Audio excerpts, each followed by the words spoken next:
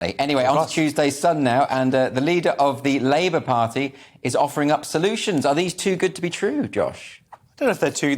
This is what the Sun is saying. Strangely, the Sun is like jetting back from his Spanish holiday, like he's this big multi-millionaire. No, he went on holiday, and half of his interview this morning on Radio 4 was all about, oh, well, you've been on holiday. It's like, well, first of all, he's not in government. And secondly...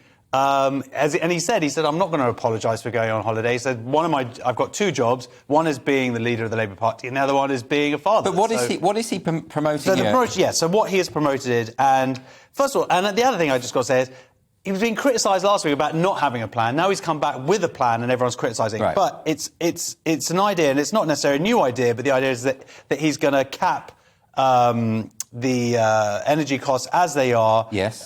He's promising £29 billion plan to help hard-up families to save around £1,000. Right. He's going to be paying for it by beefing up the windfall tax.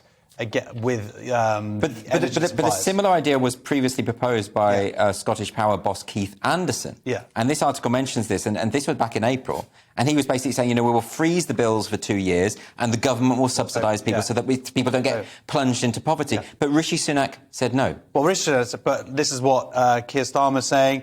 But the interesting thing also is that the idea is then it would keep inflation down or take it down by 4%. And that is very important in terms, certainly when it comes to negotiations and all these supposed pay rises and people striking and whatnot.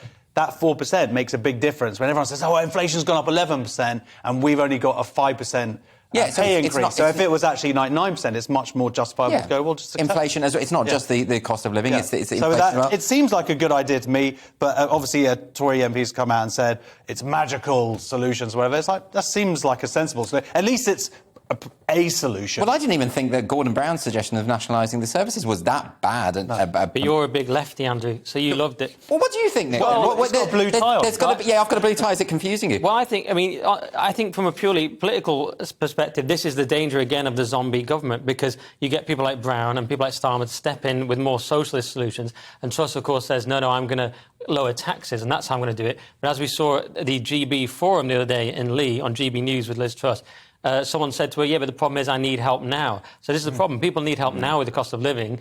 Boris is on holiday. We've got this leadership campaign. Tories really need to do something about it, because Labour are now stepping up and saying, we would have the solution. Even if they can't do anything, it doesn't look good for the... It doesn't. I mean, people need to think that something is going to be done, because these figures are getting out of control. Every few days there's another story that's going to be even more expensive come next year. This is something that whoever the new leader is really going to have to get a grip on, surely.